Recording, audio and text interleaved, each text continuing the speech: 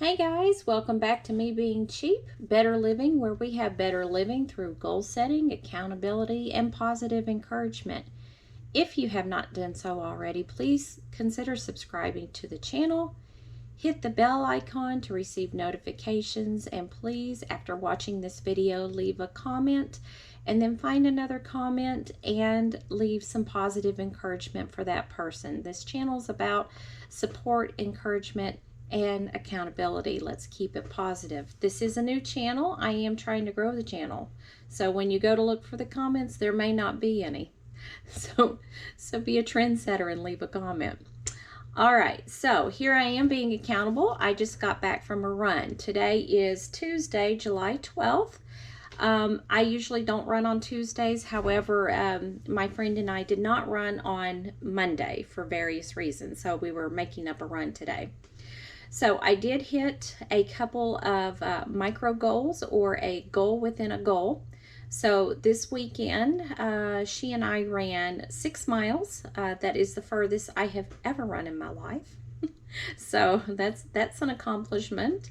I am not a runner, so yeah, for me to run 6 miles, that's pretty awesome. So that is the distance of a 10K. Well, it's actually 6.22 or something like that. So I think my friend and I are done with the Couch to 10K program. We didn't finish it, but we just went ahead and did the 10K. So right now we're working on improving pace, and then on Saturday when we do our long runs, we're going to add distance to those as well. Okay, I also hit another small goal today, and we did a 5K this morning, and I did that in below 40 minutes. So that doesn't sound like a big deal, but for me, it is a big deal because I've never been able to do a 5K below 40 minutes. So I was pretty tickled that I hit that. So yay. Okay, let's see what else. This is my old Fitbit, and I attach it with a rubber band. I did order a new one, so that was on my list of things to do, so I got that ordered. My new-ish Fitbit was no longer in warranty. It won't come on. It was supposed to be waterproof. I wore it to the pool, and evidently after the warranty period ends, they're no longer waterproof. So just throwing that out there, I probably will not wear my Fitbit in the pool anymore when I get a new one. This one right here was never meant to go in the pool anyway. So I am eagerly awaiting that new Fitbit. All right, so this is not necessarily a health and fitness channel. It just happens to be the goal that I am working on is to run a half marathon. That half marathon is in October of this year. So I post these videos to keep myself accountable. So yeah, I did the same thing when I was getting out of debt. I had a debt-free channel, and some of you guys may be familiar with that one. It's the Me Being Cheap channel. And I was posting my journey of me paying off my mortgage, which I did that several years ago. And I never thought I would be a YouTuber, but that channel actually took off. And I've got a small following on that channel. And so yeah, it's still fun. That channel is still out there, but this one is on goal setting and basically better living, how to move yourself from where you are to where you want to be. And that could be any number of things. I think in the past we've talked about, I can get my notebook over here with my notes. It could be physical health, it could be diet, it could be exercise, it could be intellectual health, it could be mental health, spiritual health, financial health, it could be any of these. It could be something else. So it's where are you now? Where do you want to be? What's going to make your life better? What changes do you want to make for the better? You know, or what's making you not happy right now? What stinks with your life right now? And if you could change that, how would you go about doing that? So today I thought I would talk a little bit about mental health and spiritual health. And this, with any goals, this is different for everybody. But you will find as you dig deep into these things, a lot of these topics and a lot of these goals are interconnected. And I want to use 2 examples today. The first one is gardening. That is one of my hobbies. that is something I like to do. I find it relaxing. And when I'm relaxed, I have less stress. So this is in the mental health realm.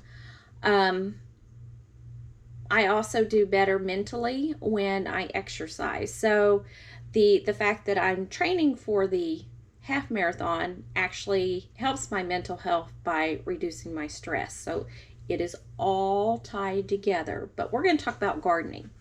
So gardening is something that I've done for years. I grew up doing it with my mom. There's periods of time when I was a kid that I did not like it.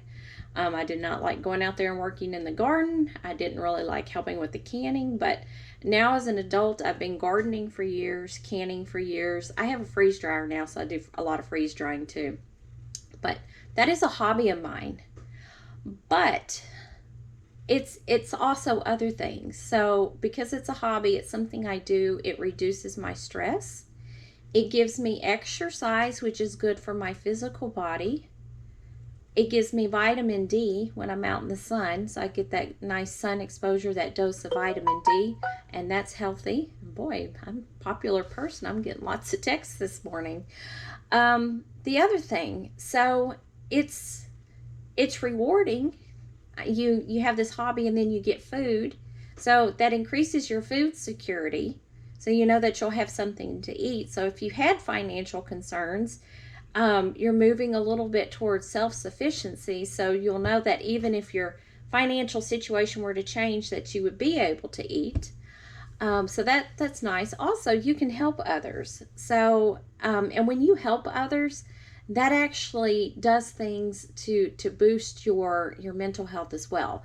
There's a mechanism by how that works. I'm not a doctor. I'm not a mental health expert, but by helping others, you do get that boost. And I'm not saying that's the only reason why you should help others. You should help others just to help others. That's what humans do. We take care of each other. But when you garden, oftentimes you have extra produce, and you can give that to your neighbors, your friends, your families, and help them out too. So the food that you grow, it's also healthier. So that's better for your body. So see how these are all related to each other.